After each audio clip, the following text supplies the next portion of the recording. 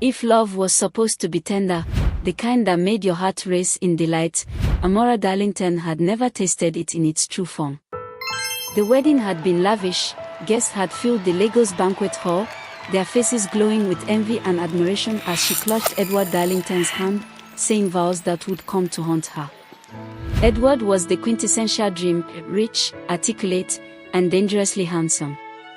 The kind of man women whispered about in salons, praying he'd notice them. He noticed Amara, the quiet, graceful daughter of a retired school principal, and swept her off her feet. But beneath his tailored suit and charming smile lay a darkness so thick it could strangle the sun. The first slap came 2 weeks after their honeymoon. She had served his egusi soup lukewarm. "You think I'm one of those men you can disrespect?" he barked, the back of his hand colliding with her cheek. Amara gasped, stunned more by the sudden shift than the pain. He apologized that night with kisses and tears, whispering that stress had driven him mad. She forgave him. She always did. Years passed, and the abuse worsened. Emotional, psychological, physical, Edward was relentless. He'd insult her in front of their housekeeper, call her a disgrace, a barren woman, despite multiple medical confirmations that the issue lay with him. On other days, he'd lock her out in the rain, shatter her phone to prevent her from speaking with friends, and even once, dragged her by the hair from the living room to the kitchen for failing to warm his food. Amara bore it all in silence. But not always. Sometimes, the fire within her sparked. She would raise her voice. She'd fight back. One night, she slapped him hard after he spat in her face. What followed was a terrifying battle of fist and fury that left her with a dislocated shoulder and a bruised rib. "You are not a wife," Edward sneered, towering over her. "You are my property."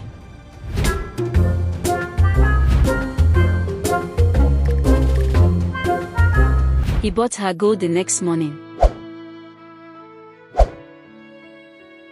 Her mother noticed the tremble in her voice, the scarf worn too tightly, the makeup too thick. "Talk to me, Amara," Mama Nena would say on the phone. But fear is a heavy chain. Amara denied it all. Her best friend, Ifeoma, wasn't fooled. "You will die in that house if you don't leave," she said flatly during one secret meeting at a cafe. "I made vows," Amara whispered. "And he broke every one of them." It took 5 more months and one near-death beating, the one that left her unconscious in their bathroom, for Amara to finally run. With help from Ifeoma and her brother Chike, she packed a single suitcase and escaped in the night, leaving behind her wedding ring and years of terror.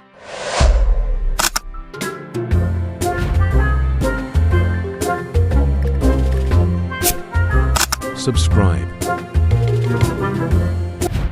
Back in Enugu with her parents, Amara breathed again. She smiled more. Slept without fear. Ate without flinching. Her mother wept the day she saw the scars on Amara's back. "My God, what has that man done?"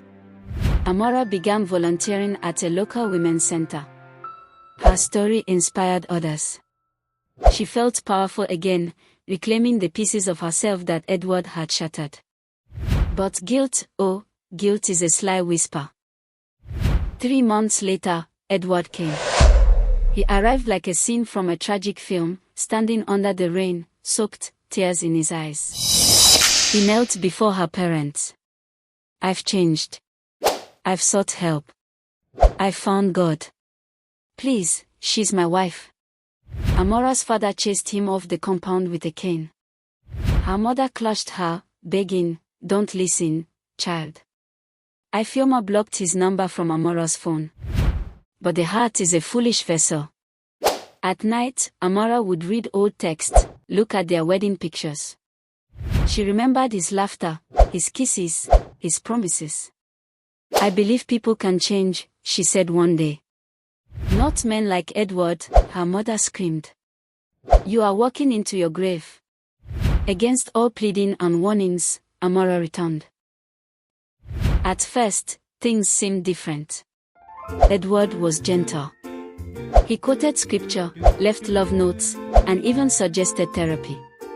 He cooked dinner, bought her a puppy. Amara dared to hope. One night, he danced with her in the kitchen. "You are my queen," he whispered. But shadows don't die. They hide. It began with subtle criticisms again.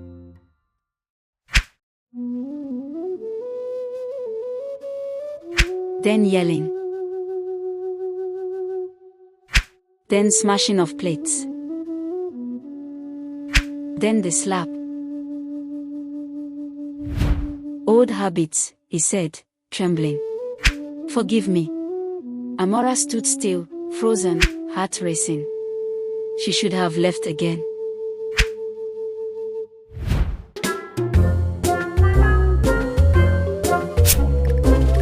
It was a Tuesday when the neighbors heard it, the screams, the crashes, the horrifying silence. What triggered it, no one truly knew. Some said it was jealousy over a text Edward saw from her male colleague. Others claimed it was the way she looked at him that night, defiant, unafraid. The fight was brutal. She fought back, as always. But he was stronger, madder. He pushed her. She hit her head on the edge of the marble table. She didn't get up. Edward called for help, too late. The funeral was quiet. Her grave bore only a simple inscription. Amara Darlington. Beloved daughter. Gentle soul. Taken too soon. Edward was arrested but released on bail. The court case dragged on. Social media boiled with rage.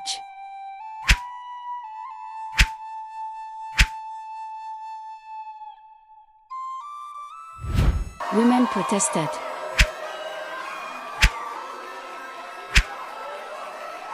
Activists screamed.